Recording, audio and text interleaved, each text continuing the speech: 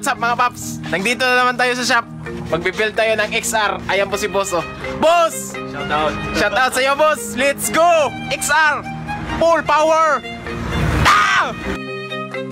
So ayan guys, sinimulan na natin baklasin itong XR200. So ito, stock cams pa ito siya, Boss. So i-regrind natin itong stock cams niya. So ayan mga Boss, baklas na po natin yung black. Ayan po yung lean niya. So medyo lean guys, ng konti. So i-show natin yan later. So ayan. So let's continue. Ito po yung piston niya mga Boss. Tapos mag-upgrade tayo ng piston niya. Gawin natin ng 65.5. Yan.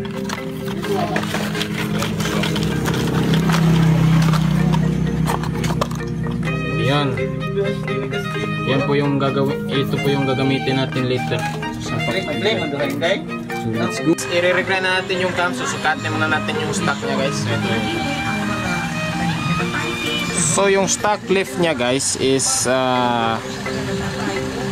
wait lang, 6.1 or nasa 6.0, 6.1.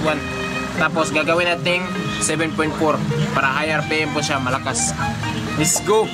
Okay.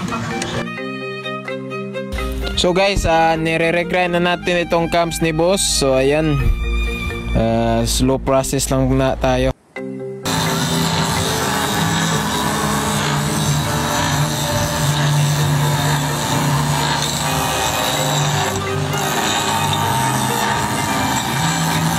Guys, ito na po yung cams niya guys, no?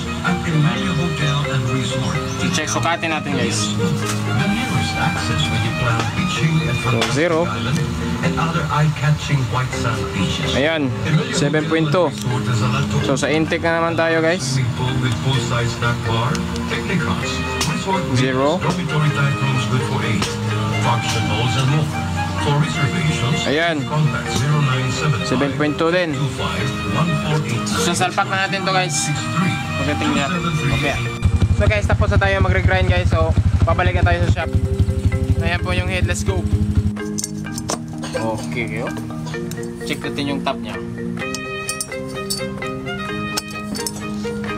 Oh, ayan. So medyo under top siya ng, wait lang, yung top niya guys. Under top siya ng ano. Ayan, check na to eh.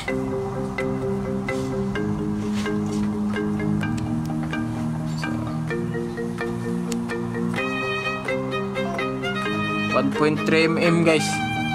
So perfect yan kasi 200cc na po ito. 200 plus na tayo, 200 plus. So guys, papandara natin guys.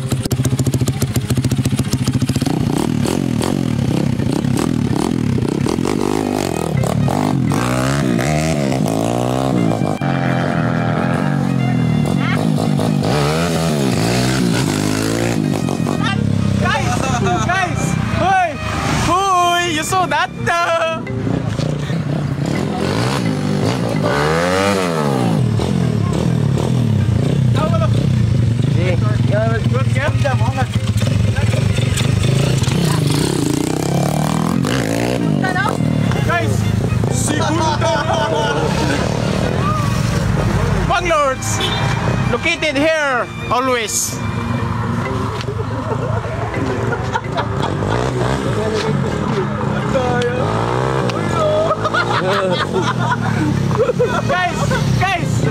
guys, oh.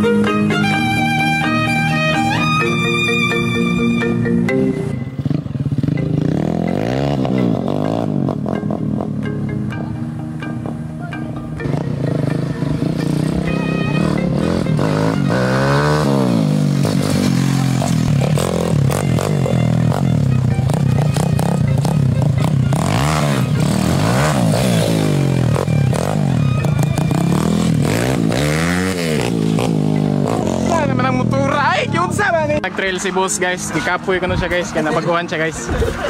So salamat boss Rode. So sa mga gusto magpa-build boss, at located na po dito sa medical. Largo to, kahayang.